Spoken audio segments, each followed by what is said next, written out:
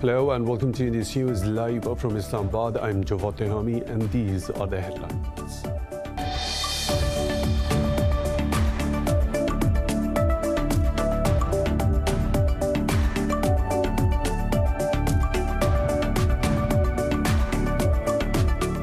In Gaza, there has been no sign of an imminent end to bloodshed despite international calls to end 10 days of Israeli bombardment on the besieged strip.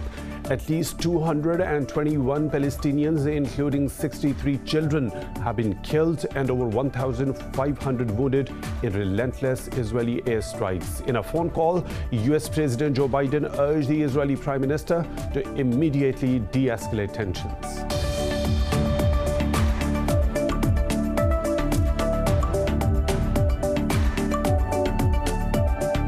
In Vienna, the EU negotiator says he is confident that a final agreement will be reached to revive the Iran nuclear deal. Speaking to reporters at the end of a fourth round of talks, Enrique Mora says substantial progress has been made over the last 10 days. Russia's envoy Mikhail Ulyanov expressed hope that the next session in the upcoming week would be the final one.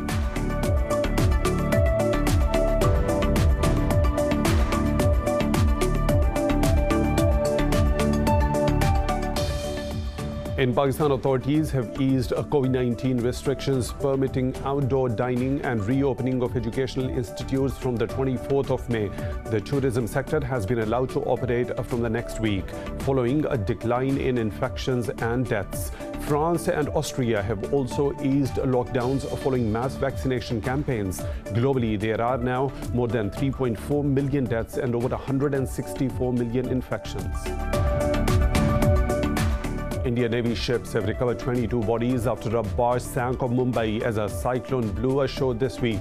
The search for 51 others continues. 61 others have died in the western states of Maharashtra and Gujarat during the last 2 days.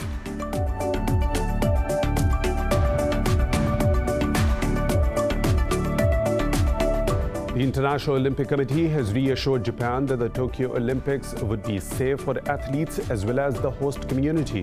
Speaking in Tokyo, IOC Chief Thomas Bach said he believed over 80% of the participants would be vaccinated ahead of the Games set to start in July. Public opposition to the Games is mounting amid fears they will fuel a spike in COVID-19 cases.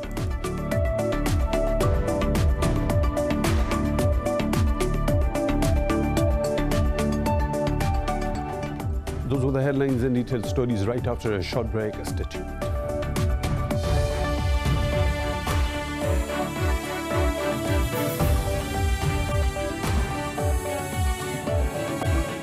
Welcome back, and now for the news in detail. In Gaza, there has been no sign of an imminent end to the bloodshed despite international calls to end 10 days of Israeli bombardment on the besieged strip. At least 221 Palestinians, including 63 children, have been killed and over 1,500 wounded in relentless Israeli airstrikes.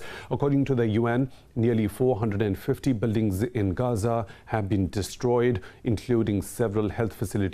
Palestinian President Mahmoud Abbas says Israel is committing war crimes in Gaza.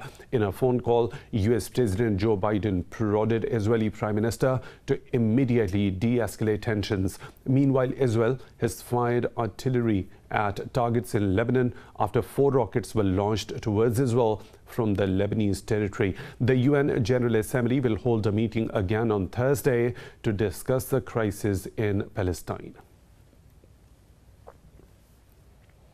Meanwhile, tens of thousands of people took to the streets in different cities around the world demanding an end to the Israeli raids on the Gaza Strip. Hundreds of people rallied in Los Angeles, displaying signs calling for an end to Israeli attacks.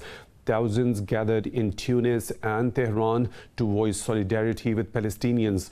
Large demonstrations were also held in big cities of Pakistan, including Islamabad, Karachi, and Lahore.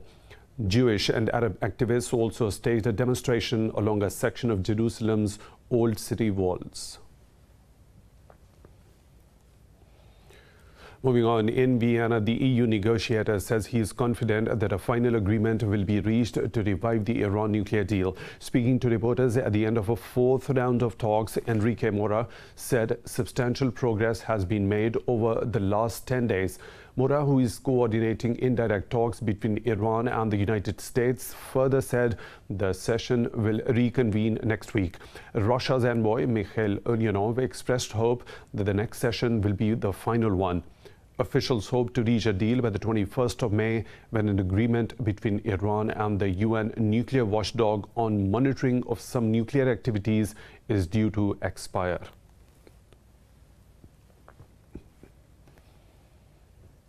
In Pakistan, authorities have decided to ease COVID-19 restrictions, allowing outdoor dining and tourism with strict precautionary measures from next week. Educational institutes will also be reopened in districts where infection rates are less than 5%. Outdoor marriage ceremonies have also been allowed with maximum 150 individuals. But cinemas, gyms and shrines will remain closed. The country has so far recorded 19,856 deaths and over 886,000 cases since the first case was reported last year in February. Nearly 800,000 people have recovered. A mass vaccination drive is currently underway to inoculate people above 30 years of age. India has logged a record of more than 4,500 deaths due to COVID-19 overnight. The country has registered over 267,000 positive cases in the past 24 hours. Globally, the virus has claimed more than 3.4 million lives and infected over 164 million people so far. More in this report.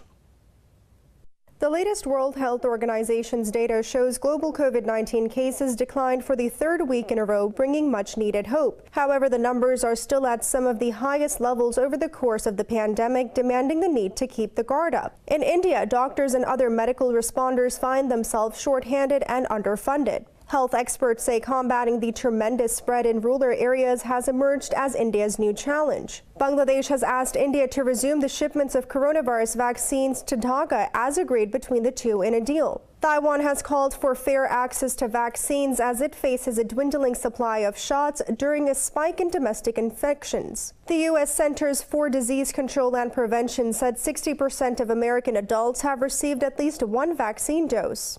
A study has found that AstraZeneca's vaccine works well as a third booster jab. Meanwhile, Algeria has backed off a decision to reopen land borders, but will go ahead with a plan to partially resume international flights. Indian Navy ships have recovered 22 bodies after a barge sank off Mumbai as a cyclone blew ashore this week. The search for 51 others continues. 61 others have died in the western states of Maharashtra and Gujarat during the last 2 days. Cyclone TAUKTAE is the most powerful storm to batter India's west coast in 2 decades. Hundreds of thousands of people have been left without electricity after the cyclone ripped out pylons. The storm has damaged 16,000 houses in Gujarat alone. The Met Department has warned of flash flooding due to heavy rains and gale force winds over the next 48 hours. U.S. envoy Zalmay Khalilzad says the Taliban have made substantial progress on Doha commitments, but they need to do more. During a Congress hearing, Khalilzad said troops withdrawal from Afghanistan has so far taken place without major incident. However, he added the forces are ready to respond forcefully if they are attacked. Khalilzad said the threat posed by Al-Qaeda in Afghanistan has decreased in recent years. Meanwhile, a top U.S. general said Washington and its allies are exploring a possible effort to help secure the Kabul airport.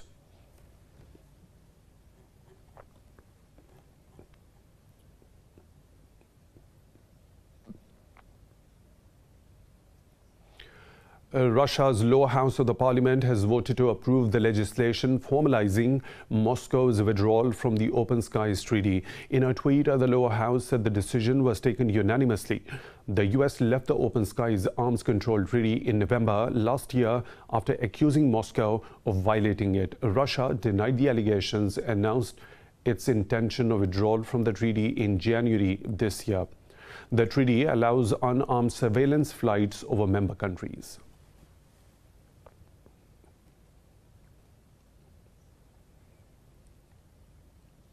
Russian President Vladimir Putin and his Chinese counterpart Xi Jinping have launched their biggest nuclear energy project. The two leaders witnessed the groundbreaking ceremony via video link. Under the Nuclear Energy Cooperation Project, Moscow will jointly build 4 high-power nuclear power plants in 2 Chinese cities. China's foreign ministry has earlier said the project will boost the practical cooperation between the two countries.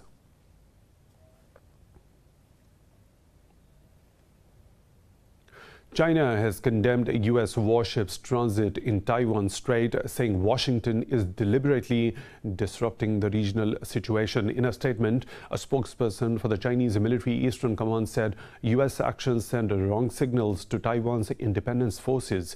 The spokesperson noted such provocative moves endanger peace and stability across Taiwan Strait. He added Chinese forces tracked and monitored the ship's voyage and stand ready to deal with all threats. Earlier, U.S. Navy's 7th Fleet said its warships conducted a routine Taiwan Strait transit in accordance with the international law. It said the U.S. military will continue to fly, sail and operate anywhere that international law allows. The tension between the two powers have increased over a range of issues, including the South China Sea.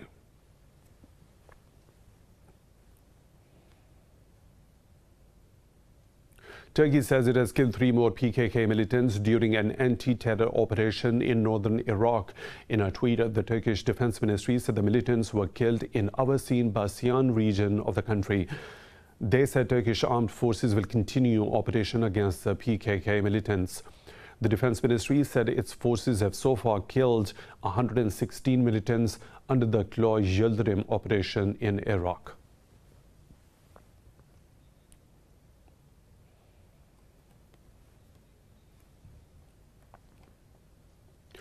In Myanmar, the anti-coup protests have continued. Several activists marched against the military rule in Mandalay and Sagaing region's Kale township. Reportedly, the Myanmar's military ordered a spyware months before the coup.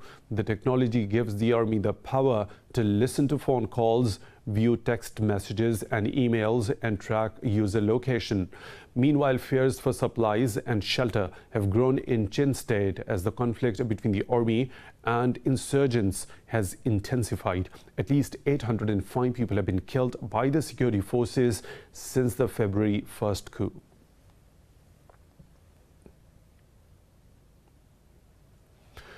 Scottish leader Nicola Sturgeon has taken oath as country's first minister following her party's resounding election victory. Sturgeon's Scottish National Party won 64 seats in the parliament, just one short of an overall majority. The victory allows her to push ahead with plans for the second independence referendum. But British Prime Minister Boris Johnson says the issue was settled when the Scots voted against independence in 2014.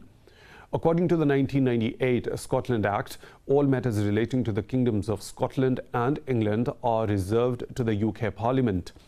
Under the Act, the UK Parliament can grant authority to the Scottish Government to hold a referendum. More stories to follow right after a short break. Stay tuned.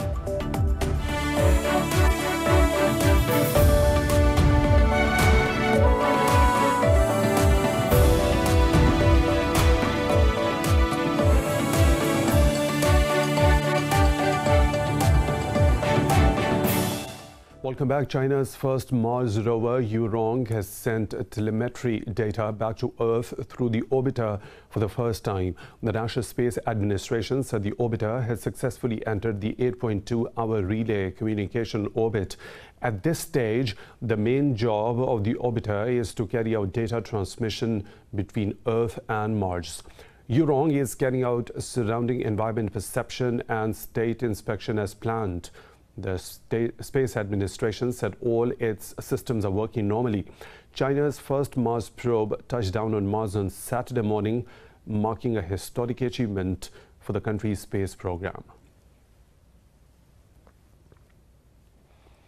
China has sent a new ocean monitoring satellite into orbit from the Jiuquan Satellite Launch Center, a Long March 4B rocket carrier, the Haiyang 2D satellite. The satellite will form a constellation to build a round-the-clock dynamic ocean monitoring system. The constellation will support the country's early warning and prediction of marine disasters and utilization of ocean resources. It will also support effective response to global climate change as well as ocean research. The satellite launch was the 370th by the Long March rocket series.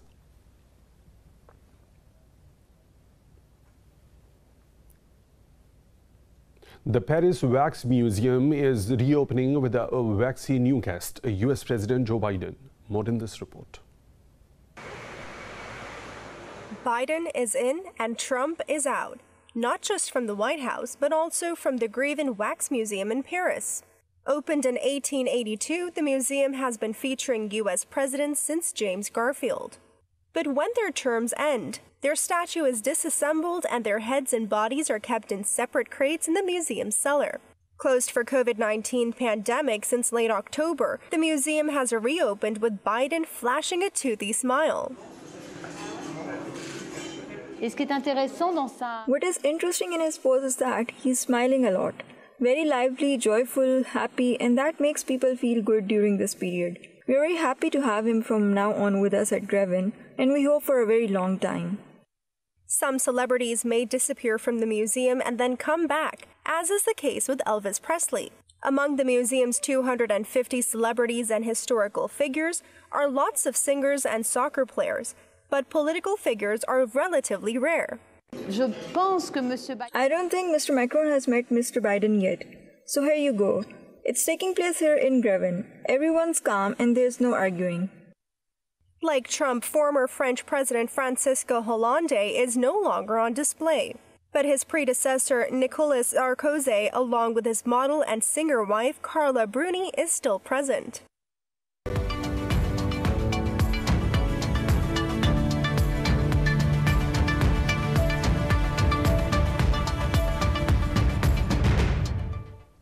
And other business updates, the world's leading virtual currency, Bitcoin, has plunged below the $40,000 mark for the first time in over 3 months. This comes after China imposed fresh curbs on transactions involving cryptocurrencies.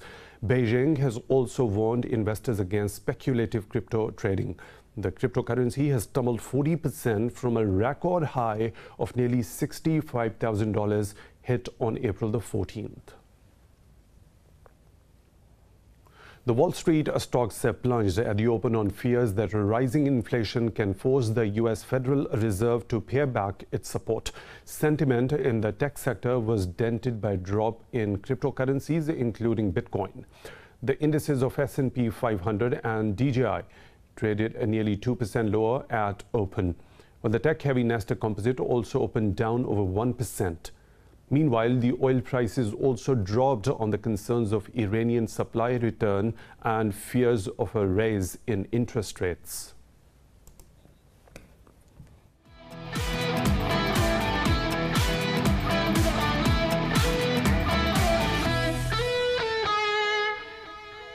And other sports updates, the International Olympic Committee has reassured Japan that the Tokyo Olympics would be safe for athletes as well as the host community.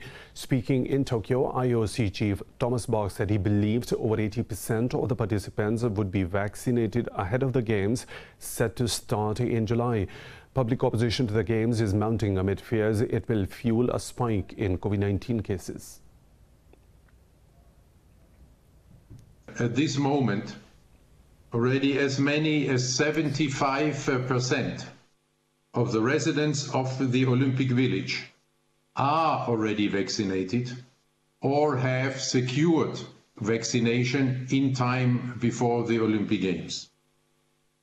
But our efforts do not stop there. We have good reasons to believe that this figure will be well above 80% for the Olympic and Paralympic Games. U.S. Speaker of the House Nancy Pelosi has called for a diplomatic boycott of the 2022 Winter Olympics in China.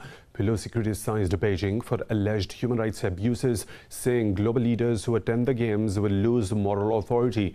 In a congressional hearing, Pelosi said world leaders should shun the Games, which are scheduled for February.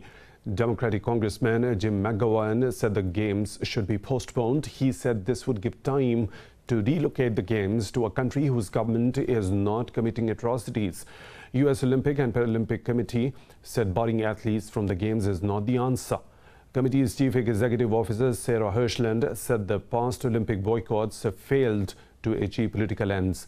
Beijing strongly rejects accusations of rights abuses and genocide. In football, Manchester United have been held to a 1-1 home draw by relegated Fulham in their penultimate Premier League match of the season. The match also marked the return of in-person spectators at Old Trafford after 14 months. Cavani netted a sublime lob from the 40 metres in the 15th minute to delight 10,000 home fans. But United wasted a string of chances to add to their tally and were punished in the 76th minute. Brian got on the end of Bobby de Cordova-Reed's cross and headed it past goalkeeper David De Gea at the far post. With this, United have stretched their Wellness League run to 3 games after home defeats by Leicester City and Liverpool. But they have qualified for the Champions League after assuring themselves a top 4 finish. A race-winning Formula One McLaren driven by 7-time world champion Lewis Hamilton will be put up for auction at the British Grand Prix in July. The Mercedes-powered MP425A will carry a price estimate of $5 to $7 million. Lewis Hamilton has a record of 98 wins and is the Formula One's most successful driver of all time with 100 pole positions. Hamilton drove the F1 McLaren in 4 races in 2010, while the 2009 world champion Jenson Button achieved 3 podium finishes and a fastest lap with this car.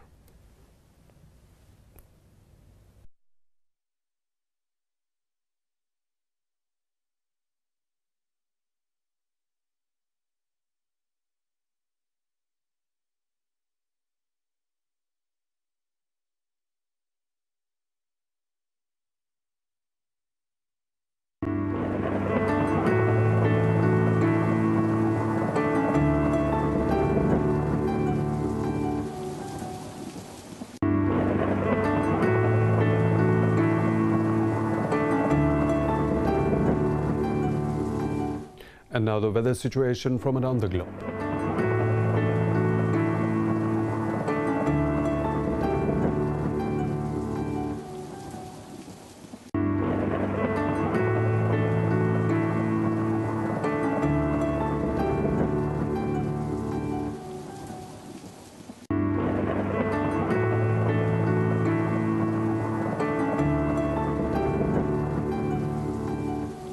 And that is all for now. For the latest updates, you can follow us on social media at Indus News.